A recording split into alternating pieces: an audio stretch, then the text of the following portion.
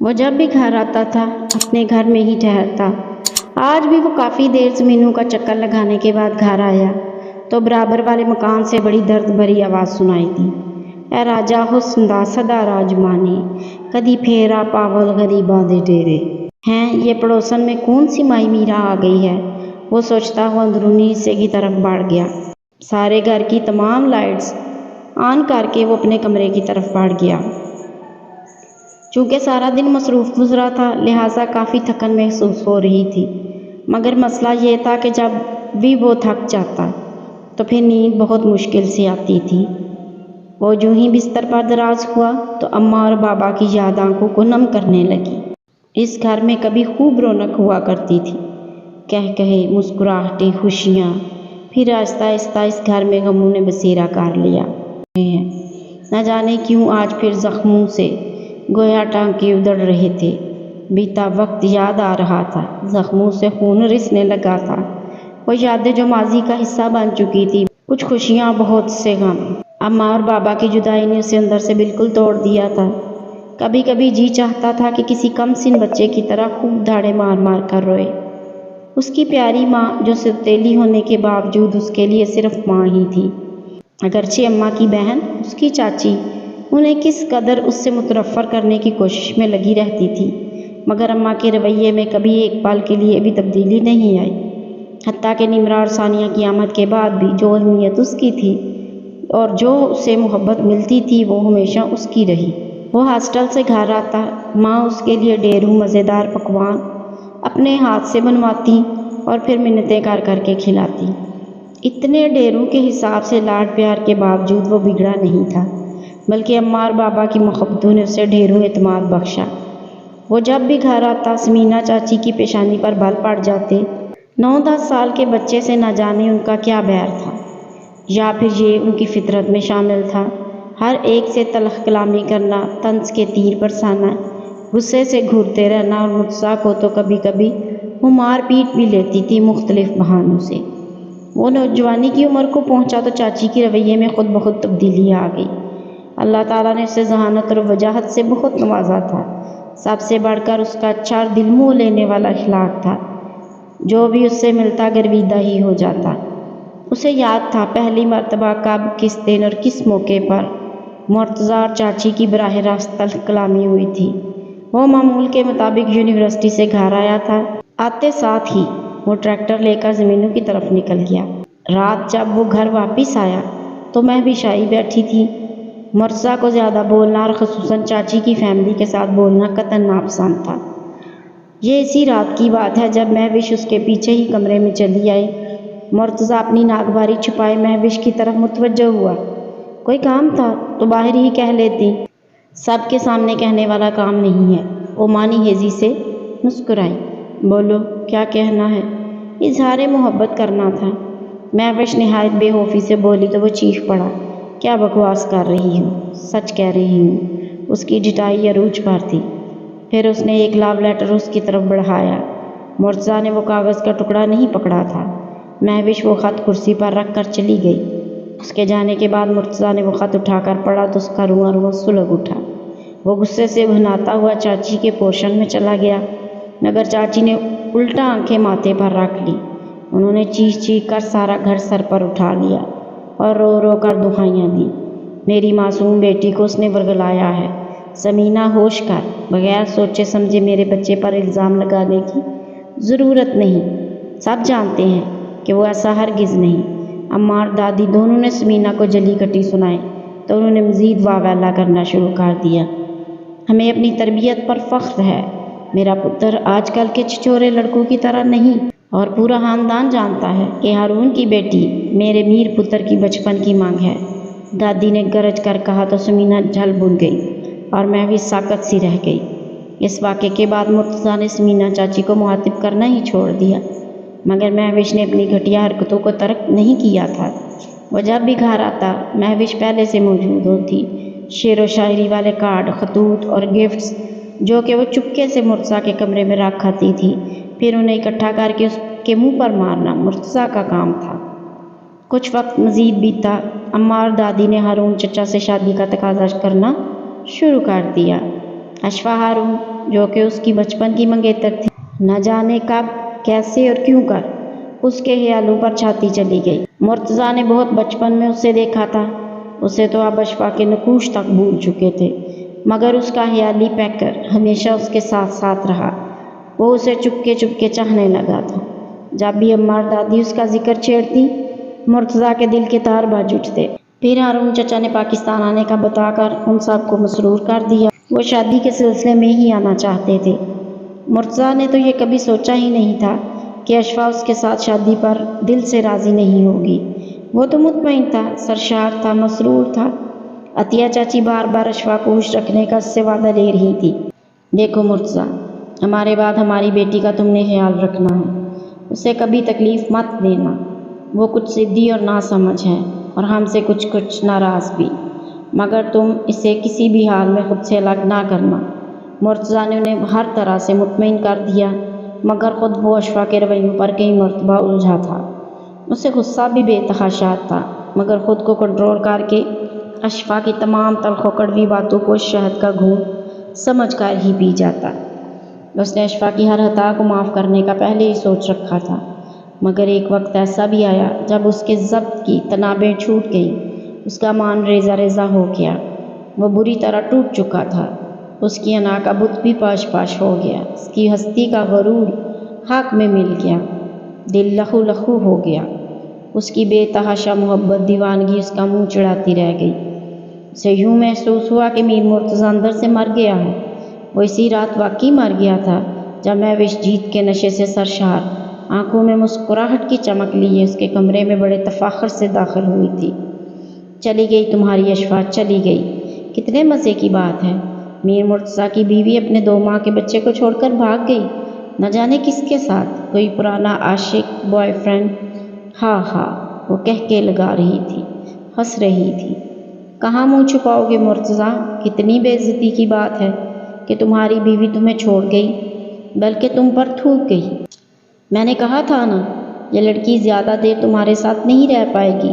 ان عیاش آوارہ امیر زادیوں کا بھلا کیا بھروسہ، مگر تم پر تو اس کے عشق کا بھوت سوار تھا۔ واہ، مزہ آ گیا۔ اسی دن کے لیے تو میں بے قرار تھی، بے چین تھی۔ اب میری روح بھی پرسکون ہو گئی ہے۔ وہ اسے پتھر کا بت بنا کر چھوڑ چلی گئی، اور پھر سب نے دیکھا کہ مرتضیٰ حیدر نے ہنسنا چھوڑ دیا۔ ہنستا تو وہ پہلے بھی کبھی نہیں تھا، مگر لوگ کہتے ہیں کہ وہ نہ بھی مسکرائے تو اس کی آنکھیں مسکراتی ہیں۔ اس نے خود کو شازم کے وجود میں گم کر لیا۔ اس نے لوگوں کے طعنوں اور طرز بری گفتگو سے بچنے کی خاطر ہر کسی سے ملنا چھوڑ دیا۔ اس نے محفلوں میں بیٹھنا ترک کر دیا۔ اسے ہجوم سے نفرت سی ہو گئی تھی، اسے زندگی سے بھی نفرت ہو گئی تھی، اور اسے عورت سے بھی نفرت ہو گئی تھی۔ اسی لیے تو جب چاچی نے بابا کے پیر آ کر پکڑے کہ وہ مرتضیٰ کی مہوش سے شادی کر دیں، تو انہوں نے سختی سے انکار کر دیا تھا۔ وہ اپنے بیٹے کے مزاج کے ہر رنگ سے واقف تھا۔ پھر مہوش بھی بہت روتی گڑ گڑاتی رہی تھی، مگر مرتضیٰ تو واقعی پتھر کا ہو چکا تھا۔ تنگ آ کر چاچی نے زبردستی مہوش کی شادی کر دی۔ وقت بیتتا گیا، موسم بدلتے رہے، خزائیں اور بہاریں آتی جاتی رہیں، اور پھر ایک روز پھر سے پورے 6 سال بعد اس کا ضبط آزمانے کے لیے چلی آئی تھی۔ اس کا جی چاہ رہا تھا کہ اشفا کے حسین چہرے کو مسخ کر دے، اسے جان سے مار دے، مگر ایک مرتبہ پھر بابا نے اسے اپنی محبتوں کا واسطہ دے کر روک دیا۔ انہوں نے پھر سے اسے پابند کر دیا۔ اگر تو نے میری اشفا کے ساتھ زیادتی کی، اسے تکلیف پہنچائی یا کبھی چھوڑنے کی کوشش کی، تو مرتضیٰ تیرے بابا کو قبر میں بھی چین نہیں ملے گا۔ میں تجھے کبھی معاف نہیں کروں گا۔ وہ بے بس ہو گیا، مجبور ہو گیا، اور پھر شازم کی ماں سے محبت کو دیکھ کر اسے دل پر صبر کرنا پڑا تھا۔ دستک کی آواز سن کر اس کی سوچوں کو بریک لگے تھے۔ وہ بے دلی سے اٹھ کر دروازہ کھولنے گیا تو سامنے مکرم کو کھڑا پایا۔ یہ صحن میں پڑا تھا۔ میر سائیں، میری نظر پڑی تو اٹھا لایا۔ مکرم نے ایک سبز لفافے کو اس کی طرف بڑھایا۔ ٹھیک ہے، تم جاؤ۔ سائیں کھانا۔ وہ رکا۔ طلب نہیں، مرتضیٰ نے منع کر دیا۔ تو وہ اسی مؤدب انداز میں پلٹ گیا۔ کیا ہے اس میں؟ مرتضیٰ نے بے دلی سے لفافہ چاک کیا تو بیچ میں سے 3-4 کاغذ نکلے۔ اس نے خط نما اس کاغذ پر نگاہیں جما دی۔ تمہیں کیا کہہ کر بلاؤں؟ کوئی رشتہ تو میں نے خود نہیں چھوڑا۔ چلو اس بحث کو رہنے دیتے ہیں۔ مرتضیٰ، جب یہ خط تمہیں ملے گا میں اور امی یہاں سے جا چکی ہوں گی۔ آج رات ہم نے اسلام آباد جانا ہے اور پھر وہیں سے نکی کے پاس۔ بہت حسد محسوس ہوتا ہے مجھے تم دونوں کو دیکھ کر۔ کیا کروں، یہ میری فطرت ہے، عادت ہے، یا جو بھی سمجھ لو۔ وہ پھر آ گئی ہے تمہاری زندگی میں، میرے تمام منصوبوں پر پانی پھیر کر۔ مگر دیکھ لو، میرا ایک بھی پلان کامیاب نہیں ہوا۔ میں نے جو چاہا اور جیسے چاہا سب میری توقع کے خلاف ہوا۔ میں نے تو اسے خوب بھڑکا کر تم سے متنفر کر کے جھوٹی سچی داستان سنا کر بھیجا تھا، مگر وہ پھر آ گئی۔ کتنی توہین میں نے اشفاء کی خود کی تھی، اسے یہ تک کہا کہ تم انچاہی ہو۔ زبردستی مرتضیٰ کی زندگی میں شامل کی گئی۔ تمہاری ماں نے مرتضیٰ کے پیر پکڑ کر اسے منایا کہ اس کی بگڑی بیٹی سے شادی کر لو۔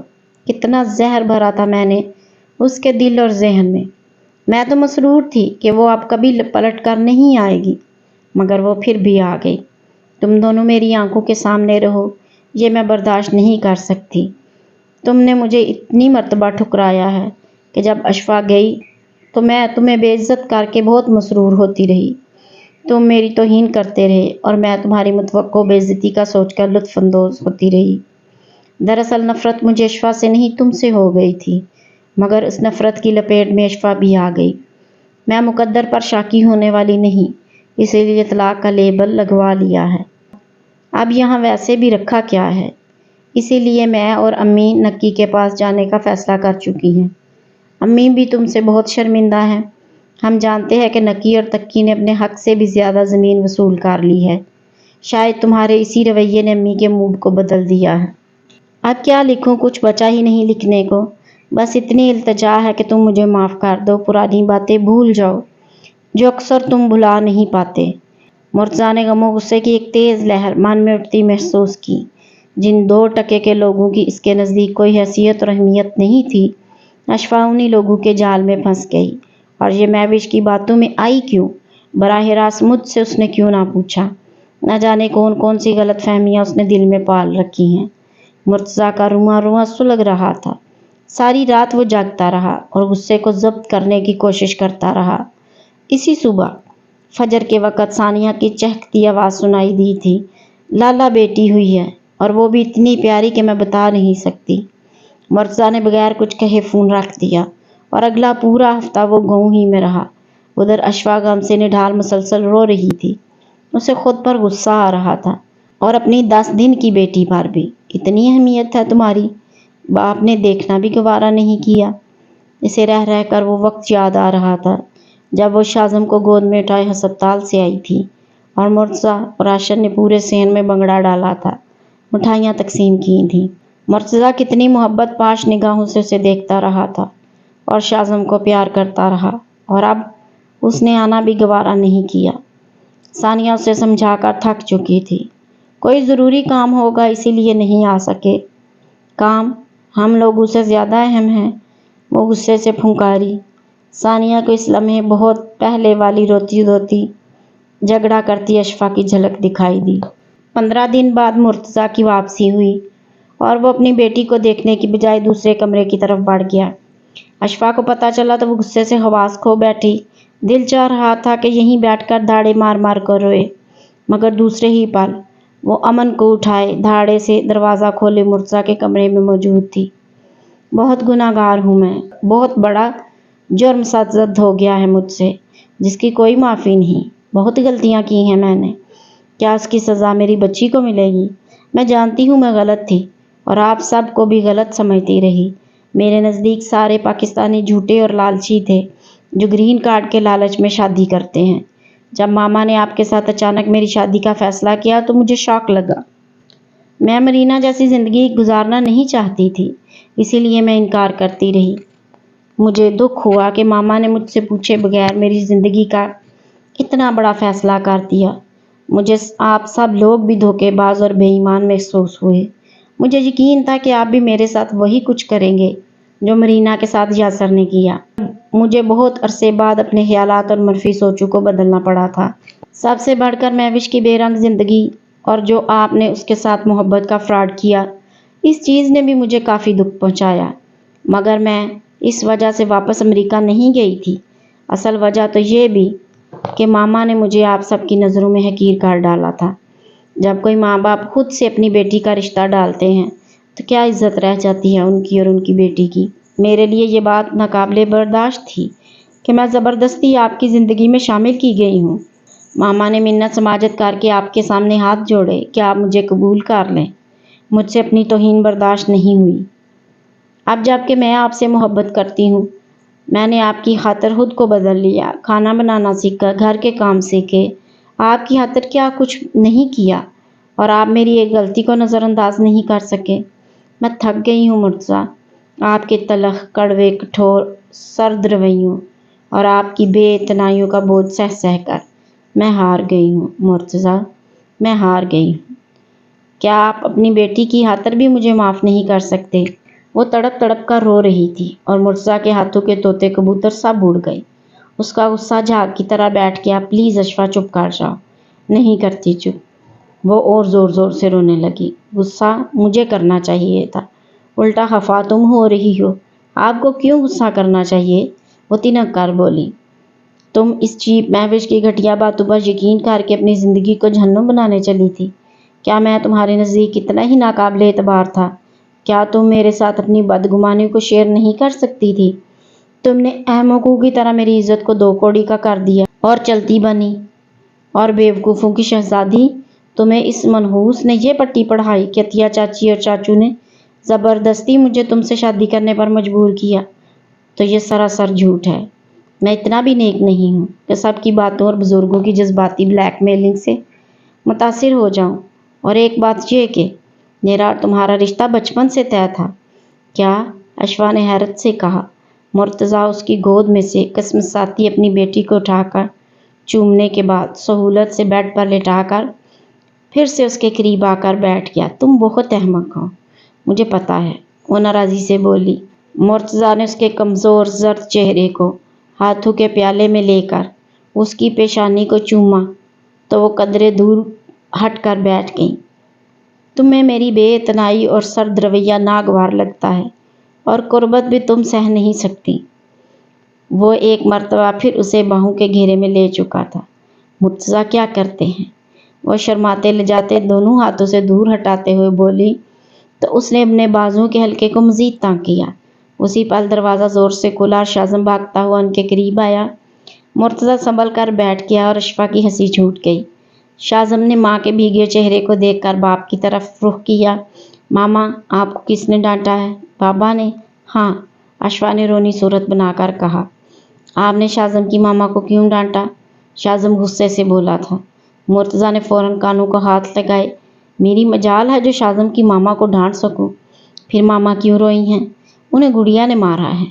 مرتضیٰ نے بیڈ کی طرف اشارہ کیا تو اچھل پڑا اور بولا، ماما، بہنا کیسے کاٹ میں سے نکل کر یہاں آئی؟ کہ چل کر آئی ہے؟ نہیں بیٹا، یہ دوڑ کر آئی ہے۔ ہیں ماما؟ اس کی تحقیر سے آنکھیں پھیل گئی تھیں۔ اشفا نے مرتضیٰ کو گھور کر دیکھا۔ اس پل ثانیہ نے بھی کمرے میں جھانکا۔ اگر غصے کے بادل چھٹ گئے اور اٹھنے منانے کا سین ہو چکا تو باہر تشریف لے آئیں۔ نمرا اور عامر آئے ہیں۔ ثانیہ کے شگفتہ لہجے میں سرشاری تھی جو کہ لالا اور اشفا کو خوش مسرور دیکھ کر اس کی آنکھوں میں بھی اتر آئی تھی۔ ان دونوں کو ایک ساتھ باہر نکلتا دیکھ کر اس کے دل سے بے ساختہ دعا نکلی۔ پروردگار عالم، میرے لالا کے ہرے بھرے گلشن کو سدا آباد رکھنا۔ اب کسی حاسد کی نظر ان کی خوشیوں پر نہ پڑے، نہ کوئی بدگمانی کی فصیل دلوں میں دوری کا سبب بنے۔ میرے بھائی کے آنگن میں اسی طرح پھول مہکیں، بہاریں سدا یہیں بسیرا رکھیں، خوشیوں کی عمر طویل ہو اور غم ہمیشہ کے لیے راستہ بھول جائیں۔ بیگم، کہیں تم مجھے تو بھول نہیں گئی؟ پچھلے 20 دنوں سے یہیں ڈیرا لگا رکھا ہے، بس اب گھر چلنے کی کرو۔ عاشر کی دہائی پر وہ آنسو صاف کرتی سرعت سے باہر نکل گئی تھی۔ کھڑکی میں سے دیکھ کر چاند بھی اسی پل مسکرا دیا۔